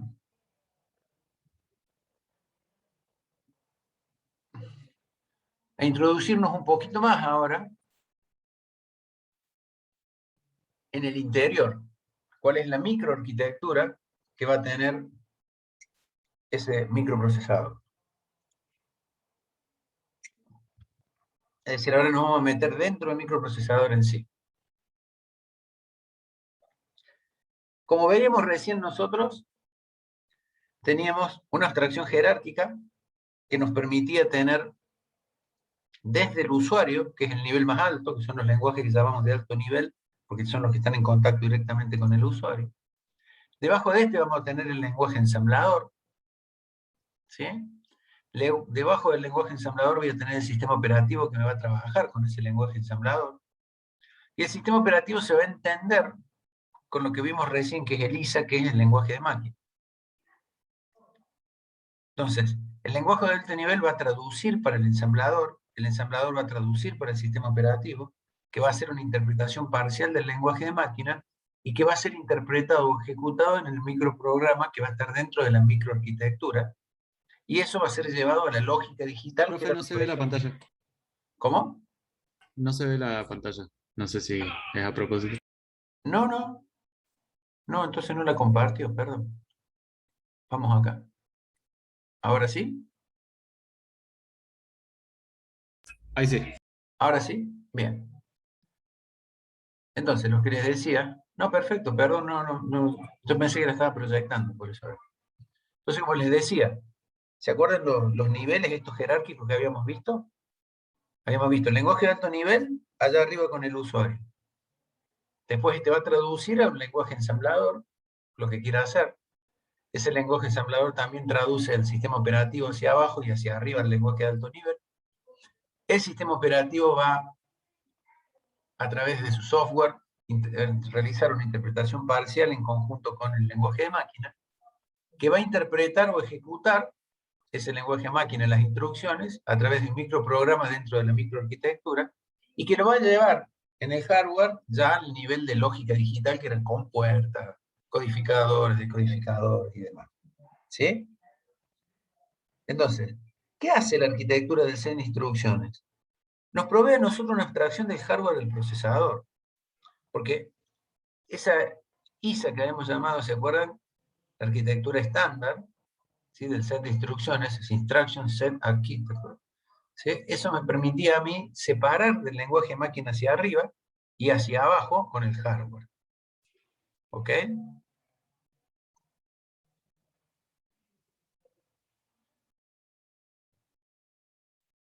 Teníamos nosotros la posibilidad, cuando yo estaba sentado en el lugar que ustedes están sentados de alumno, no en su caso obviamente, pero sí de alumno, que trabajábamos con estos procesadores. 16 bits. Después apareció la tecnología que la superaba, la 486, que era la de 32 bits.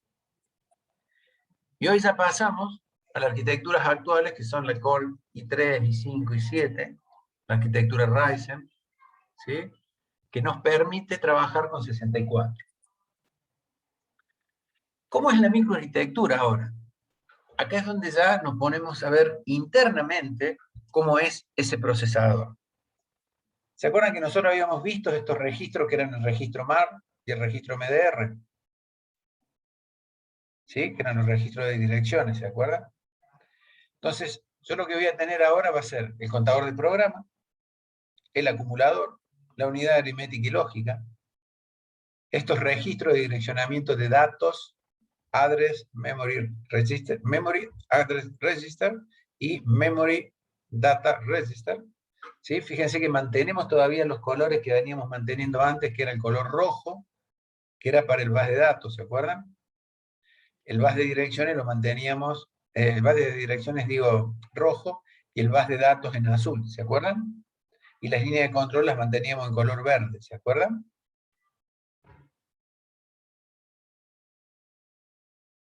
Bien.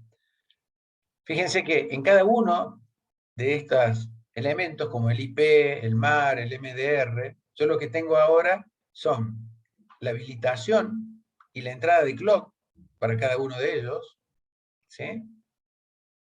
Entonces tengo load memory, es decir, que me permita cargar en la memoria. Fíjense en MAR, me paro en MAR.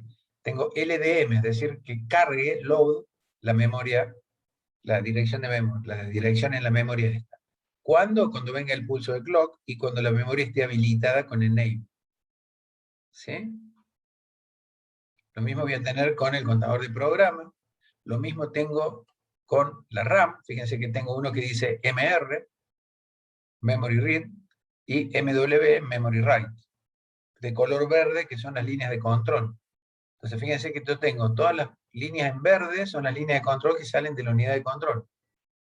Es decir, la unidad de control me está gestionando el control y la habilitación del puntero de programa, el IP o contador de programa. ¿Sí? Me está diciendo cuándo se habilita para que se cargue la dirección de memoria dentro del registro de memoria, de la dirección. Me está habilitando la lectura o la escritura en la memoria. Me está habilitando la lectura o escritura de los datos con MDR. Voy a tener los bases externos que van a estar conectados a través de los bases de direcciones y los bases de datos que salen del procesador. Los bases internos que me van a conectar. Fíjense, el rojo es el base externo porque me conecta la dirección de memoria que viene del micro con la RAM. Los que son celestes, aquí en el dibujo, son los bases internos que me conectan entre sí. El registro de instrucciones, el registro acumulador, la unidad aritmética y lógica, el registro B, el registro de instrucciones, este es el contador de programa, ¿sí? Y después tengo la unidad de control, que todas las líneas verdes que tiene cada uno de estos, me los habilita. ¿Sí? Es decir, la unidad de control me va a estar habilitando cada una de las operaciones que va a poder realizar la ALU. Fíjense, suma, resta, operación OR, operación I. Todo esto lo va a habilitar la unidad de control, que son cada una de las líneas verdes que está entrando dentro de cada uno de los elementos. Entonces, en la microarquitectura, lo que yo estoy viendo es que el microprocesador internamente tiene como grandes bloques la unidad aritmética y lógica, ¿sí? Que se la pueden llegar a ver como ALU a esto, Arithmetic and Logic Unit. La unidad de control tiene la memoria principal y tiene registros, donde está el registro acumulador, los registros de gestión de datos y direcciones para trabajar con la memoria RAM, y tiene los registros que guardan la dirección de memoria de la instrucción que se está ejecutando y guardan la dirección de memoria con el program counter de la próxima instrucción a ejecutarse, ¿sí? Y todos unidos por bases. ¿Qué hace el IPOPC puntero de instrucción? Apunta a la dirección de la próxima instrucción. ¿Qué hace el IR? Registro de instrucción, almacena la instrucción para la que la pueda decodificar. Habíamos visto esto ya. El MAR es el registro de dirección en memoria que almacena la dirección de memoria donde se encuentra el dato que tengo que ir a buscar. MDR almacena el dato en la instrucción. AIB, registro de uso general utilizado por la UAL. ¿Qué eran las señales que entraban? LDRX, señal de control que habilita la carga, escritura del registro. El clock, ¿sí? Señal de reloj que habilita en el flanco ascendente las operaciones anteriores. Y NRX, enable, señal de control, que habilita la salida de información, en este caso read, lectura, del registro. ¿Ok? Acá en este caso, fíjense que dice LDRX, NRX, es decir, en uno escribo y en el otro leo. ¿Sí? Este es un ejemplo de una ALU 74181 para que vean el tratamiento de la información. ¿Sí? Entonces, fíjense que lo que está encuadrado en celeste es lo que va a tener la decodificación de las direcciones. Esto es lo que va a permitir decodificar las direcciones. Los datos, perdón. Lo que está en rojo es lo que me permite decodificar cuáles son los elementos que van a venir. O sea, estoy manteniendo siempre la misma lógica, ¿no? Y lo que está en verde son las líneas de control. En este caso, yo lo que estoy haciendo en esta ALU, estoy sumando A igual a B, lo saco de acá. Acá saco, en el lugar amarillo, saco el otro resultado, que si hubo un carry en la suma. Es decir, la ALU tiene la gestión con, así, igual que en este anterior, acá. ¿Lo ven? Donde es azul, es bidireccional y es datos. Donde es rojo, es direcciones. Y donde es verde, líneas de control. Es decir que lo que es verde me habilita con esas líneas de control para que los datos que se ejecutan dentro de esta posición, ¿sí? Porque yo tengo, fíjense acá, A3 con B3, A2 con B2, A1 con B1, A0 con B0. Entonces acá lo que hago es habilitar o deshabilitar con esto qué es lo que se va a leer, qué operación se va a hacer, y de esta manera paso a sacar la información de datos a la salida de cada uno de estos elementos azules. ¿Ok? Es decir, fíjense Profe. que acá estamos utilizando toda la lógica que nosotros utilizamos de decodificadores, nada más que acá está de manera discreta para que se vea la aplicación. Pero desde el punto de vista lógico, todo esto después va a estar aplicado como decodificador. ¿Ok? Yo tengo A0, fíjense que entra acá, tengo B0, que puede entrar por esta, y me va a habilitar cuando B0 valga 0, cuando B0 valga 1, los valores que va a encontrar dentro de estos valores de las compuertas AND, va a hacer que salga una cosa determinada sobre esta compuerta OR. ¿Qué estructura era esta? ¿Se acuerdan de esta estructura? Que estoy señalando con la manito. ¿No era la estructura del sumador? ¿Se acuerdan cuando sumábamos? Que esto se podía expresar también con compuerta OR exclusive, pero lo presentábamos así. Por eso la idea de haber visto los circuitos de la lógica combinacional al principio es para que entiendan que no es magia lo que hace el microprocesador adentro, sino que la unidad aritmética y lógica lo único que hace es, de acuerdo a la entrada de selección, que son de S0 a S3, es lo que yo voy a seleccionar, ¿sí? ¿Para qué? De acuerdo a la dirección que me habilita, esa dirección salga por las puertas de salida. Profe, ¿Ok? una pregunta. ¿El Sí. rojo era para cuando era unidireccional? El rojo es unidireccional, Ah, ok. porque el rojo es la dirección de memoria. Según el valor que yo ponga es la dirección de memoria que me habilita a leer o a escribir. Entonces, lo rojo es lo que corresponde al bus de direcciones. Lo azul es lo que corresponde al bus de datos. Y lo verde, las líneas de control que me permiten cargar o descargar según los valores que yo coloque dentro de S0, S1, S2, S3. Porque estos valores me van a definir, los valores estos me van a definir qué cosa de esto se habilita y en qué valor. ¿Está bien? Sí, profe, gracias. Profe, Sí. eh, el M, ¿qué función estaría cumpliendo ahí? Al principio, o sea, a la izquierda de todo. ¿Cuáles son las que me habilitan? Porque fíjate que si yo pongo un 1 acá, me sale un 0 acá, y si pongo un 0 acá me sale un 1, ese 1 me va a habilitar esta compuerta, me va a habilitar esta compuerta, me va a habilitar cada una de las primeras compuertas, ¿ves? O sea, siempre me habilita la serie de compuertas. O sea, con uno habilito las compuertas o las deshabilito. Porque son todas compuertas AND, ¿lo ven? La memoria, la línea M. Yo coloco un 1 en M, estas compuertas, esta que es una compuerta NAND se me habilita. Y me deshabilita las otras. Porque un 1 acá me hace un 0 de este lado, y un 0 entrando a una NAND no es lo mismo que un 0 entrando a una AND. ¿Lo ven? Sigan la línea. Yo acá entro a una NAND. ¿Ve que tiene un simbolito ahí verde que está seleccionado con esto verde? ¿Lo ven? Entonces voy a estar leyendo este dato Sí, que sí. va a ir acá, otro dato que va a ir acá, este dato que va a ir ahí, este dato que va a ir acá y este dato que va a ir atrás.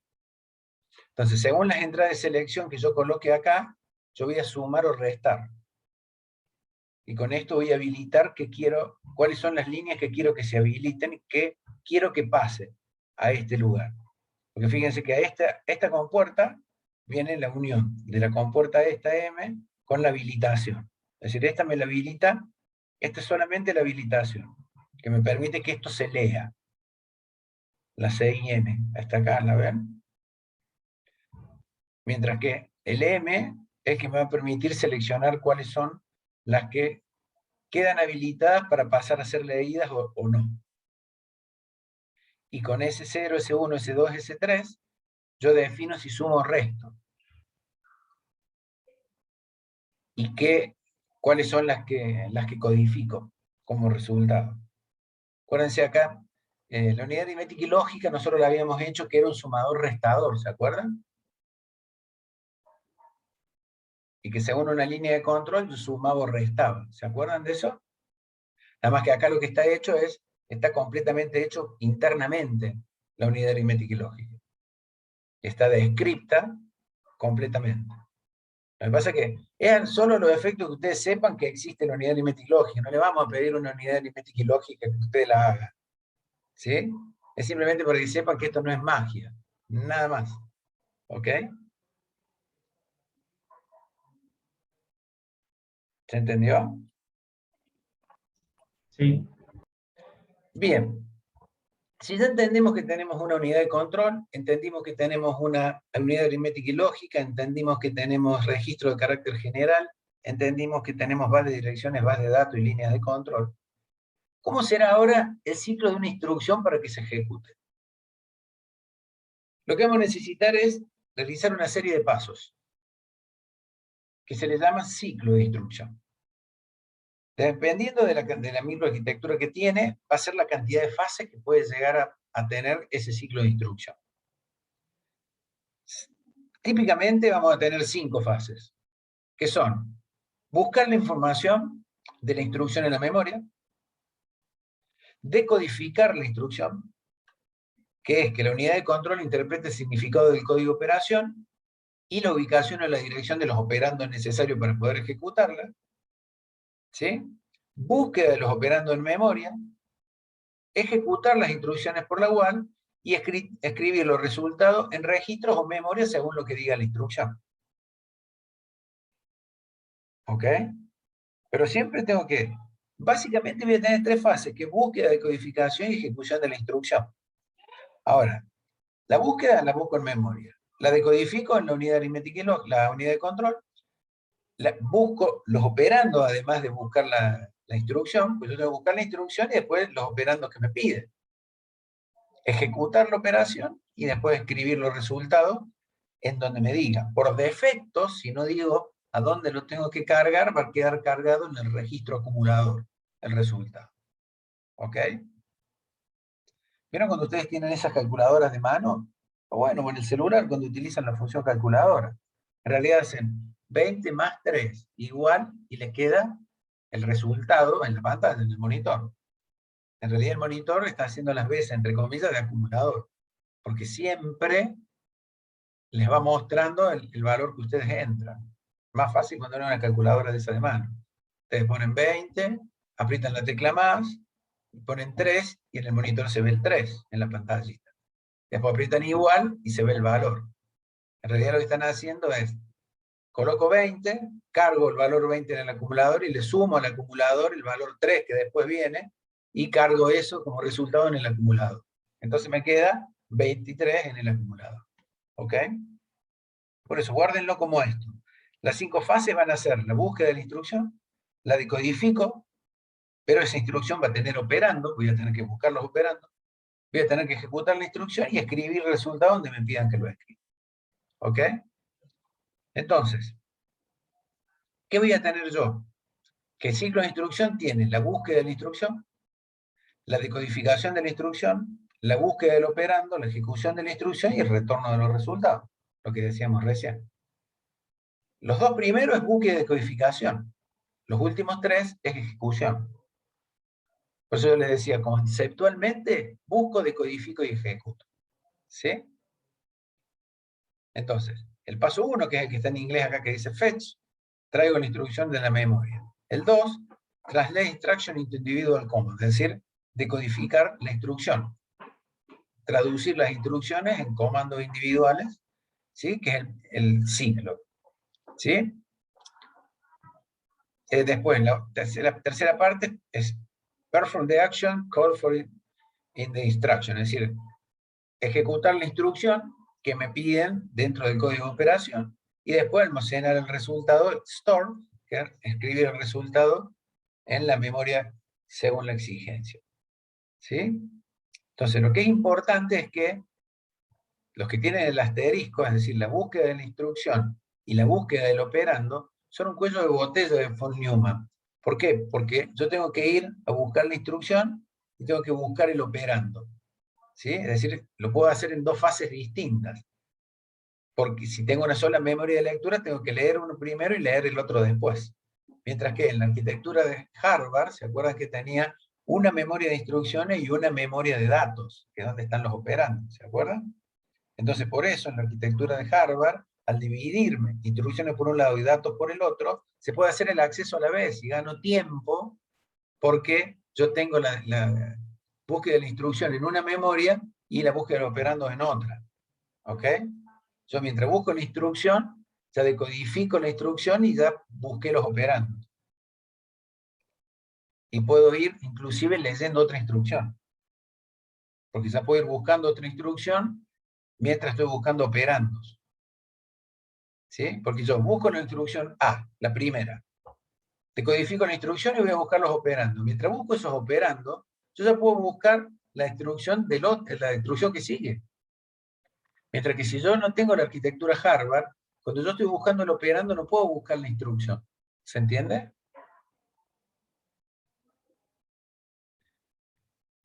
La unidad de control. La computadora es un sistema cuyo objetivo es almacenar, procesar y comunicar la información en forma automática. Entonces, los intérpretes procesadores son los elementos activos de un sistema de computación que realizan las acciones que constituyen cómputo o procesamiento de la información.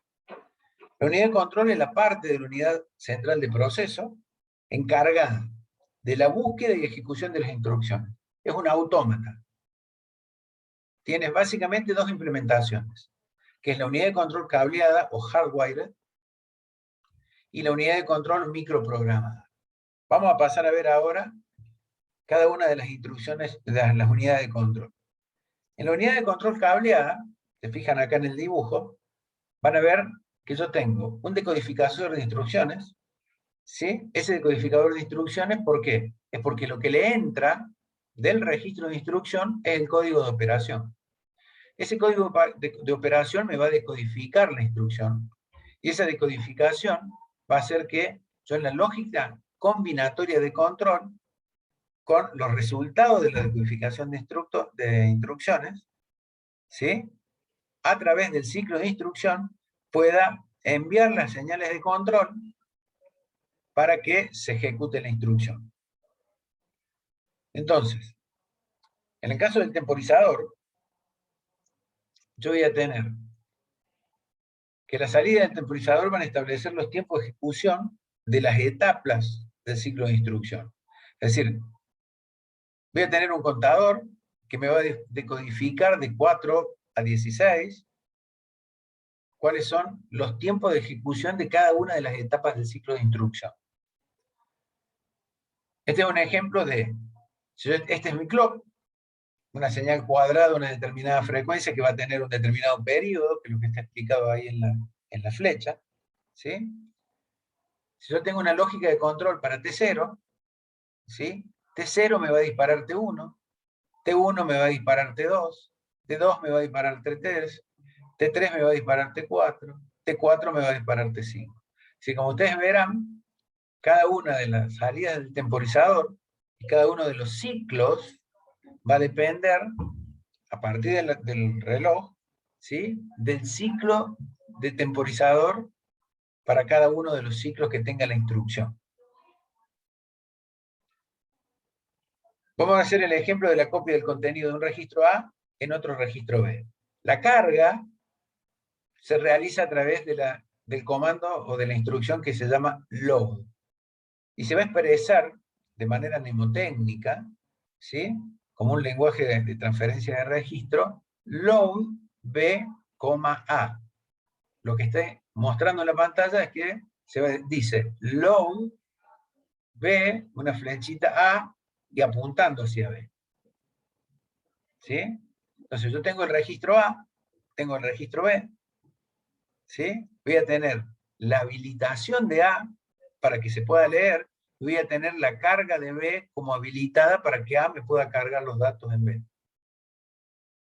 ¿Ok? Es decir, que cuando ingrese el clock me habilita con los pulsos la copia de datos. El T3 es el que me va a permitir a mí, en este caso, la temporización de esa carga, y la unidad de control me tiene que enviar, para que yo pueda hacer esta carga, esta señal que dice en A, que me habilite, enable el registro A, y que me habilite la carga del registro B. O sea, me habilita A para ser leído, y me habilita B para que le pueda trasladar a través del bus los datos en B. Porque A lo habilita como lectura y a B lo habilita como escritura. ¿Se entendió? ¿Se entendió la lógica?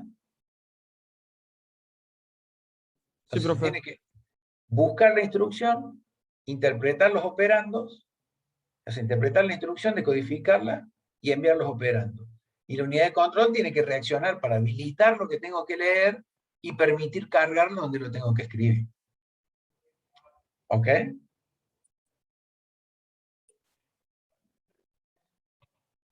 ¿Y cómo va a ser la lógica combinatoria de control, esa que va a tener esa unidad aritmética y lógica? La unidad de control, digo. La lógica combinatoria de control va a tener todas las señales de habilitación y va a tener todas las señales de control. Entonces, fíjense que acá está LDP, enable P, LDA, enable A. Es decir, en el registro P yo lo voy a tener que habilitar para que lo lea, o lo voy a tener que habilitar para que lo cargue. LDP, NP. Al registro A voy a tener que habilitar para que lo cargue, LDA, o para que lo habilite para que lo lea, enable A. Y así con cada uno de los elementos. Después tengo la señal de control del MR, de leer la memoria, o de MW, de escribir la memoria.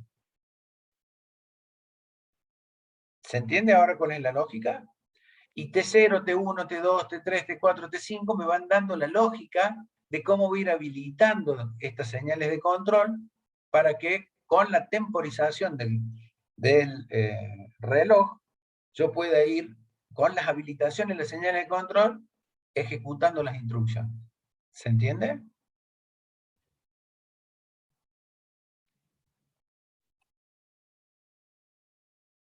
Entonces, fíjense cuál es el formato de instrucción de una arquitectura x86, que es la arquitectura de 32 bits. ¿Sí? Yo voy a tener la estructura del código general de operación, un elemento de información de byte, ¿no? ¿Cuál es la estructura? Un prefijo que va de 0 a 4, voy a tener el código de operación, voy a tener el modo de direccionamiento, address mode, voy a tener el byte SIB, que es lo que yo necesito cargar, el desplazamiento y el dato inmediato. Es decir, que lo que tengo dentro del código de operación son los códigos de operación propios, principales del código de operación, el bit de dirección y el bit de la longitud del operando, dentro del opcode, o del código de operación. Después, dentro del modo de direccionamiento, yo voy a tener, por un lado, el modo de direccionamiento, por el otro, el registro, el modificador del código de operación y el código de operación primario definido. Por el otro lado, voy a tener, si lee o escribe, el campo de lectura-escritura. Por el otro lado, voy a tener el campo base, el campo índice y el campo escalable. Es decir, en este caso de la arquitectura de x86, que es de 32, yo voy a tener una instrucción, puede tener entre 1 byte y 17 bytes. Es decir, de los 32 campos, ¿sí? La instrucción puede utilizar tan poco como 1 byte o tanto como 17 bytes. Es decir, esta es una arquitectura de instrucciones de campo de longitud variable. ¿Ok? Esto no es para que lo sepan, es simplemente para que sepan, que interpreten cuál es la lógica que tiene un código de operación. O sea, el formato de una instrucción. El formato de una instrucción tiene el código de operación y los operandos posibles que puedes llegar a utilizar. ¿Quedó claro hasta acá? Si queda claro este nivel de abstracción de niveles jerárquicos, en donde yo tengo el hardware debajo de la arquitectura, y esa arquitectura en particular me define el lenguaje máquina que va a entender ese hardware, hacia arriba tengo los lenguajes de más alto nivel, comenzando por el sistema operativo, los de aplicación o el ensamblador primero, y después los lenguajes de alto nivel aplicativos.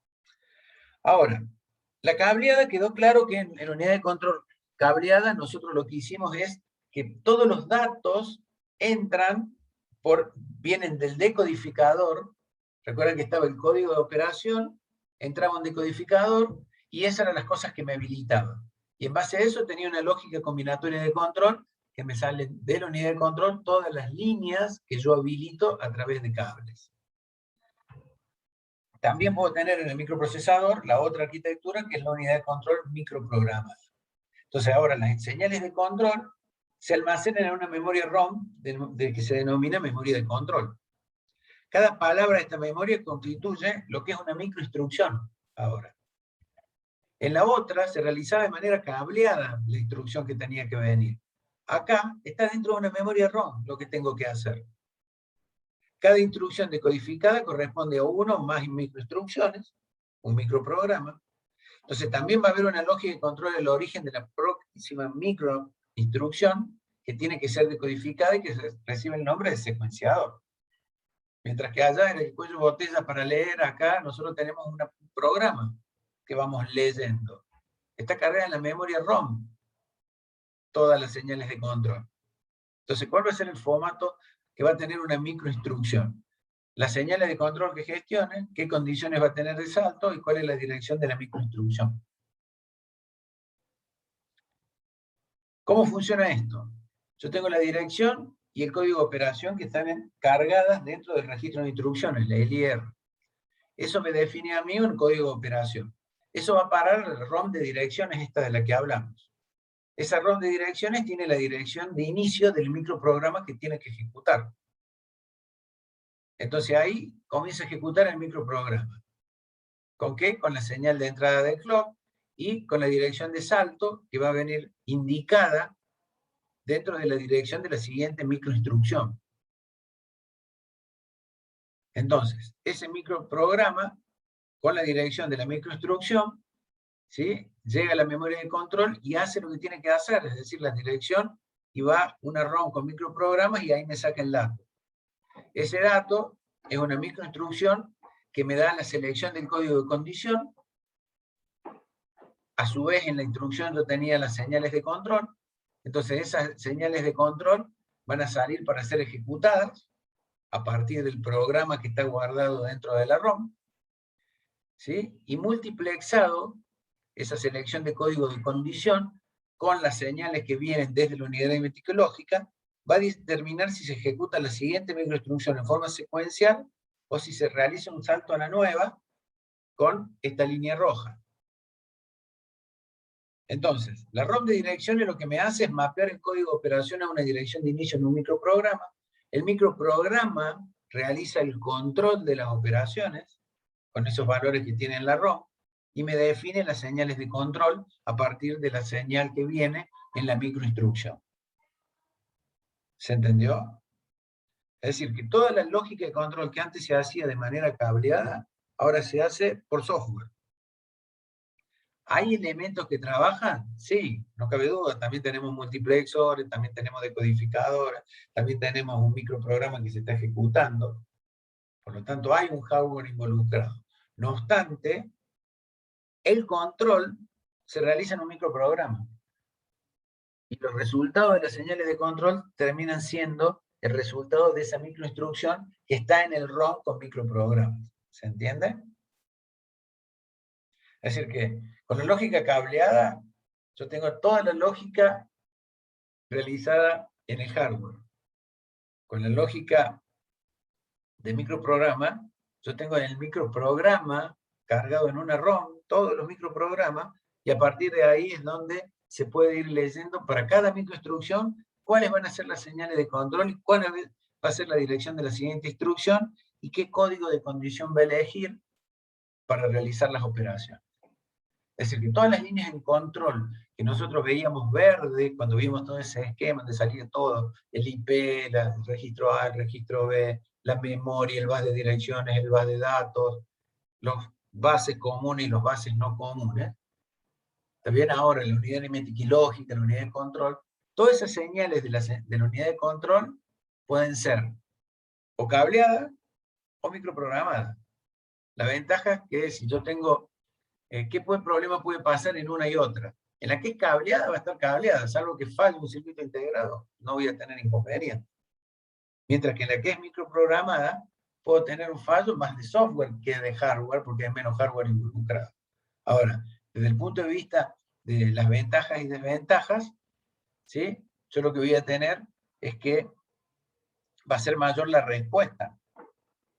La respuesta va a ser mejor cuando yo tenga que trabajar con una ROM con microprogramas. Entonces, si ahora hacemos una comparativa, vamos a tener dos tipos de procesadores. Vamos a tener unos procesadores que se llaman RISC, que quiere decir que van a tener un set de instrucciones complejo, pero reducido.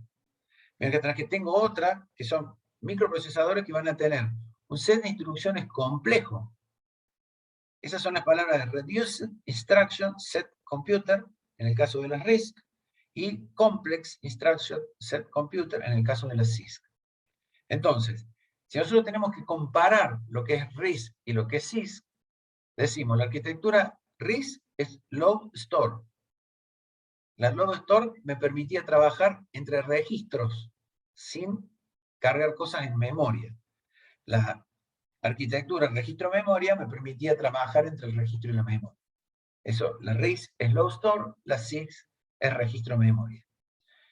Reduced Instruction, es decir, set de instrucciones reducido. ¿Qué quiere decir? Que la cantidad de instrucciones van a ser muy pocas. Mientras que en el Complex Set Instruction Set Computer la cantidad de instrucciones van a ser muchas. ¿Cuál es la ventaja que tiene un RISC? Cuando tiene pocas instrucciones, es un procesador que yo puedo utilizar para cuando tengo pocas funciones y que las conozco lo que va a hacer. Mientras que en el CISC, yo no puedo conocer todas las funciones, Entonces lo hago lo más abierto posible. Ahora, si yo tengo que decodificar una instrucción en un set de instrucciones chiquito respecto a un set de instrucciones grande, ¿cuál me va a llevar más tiempo?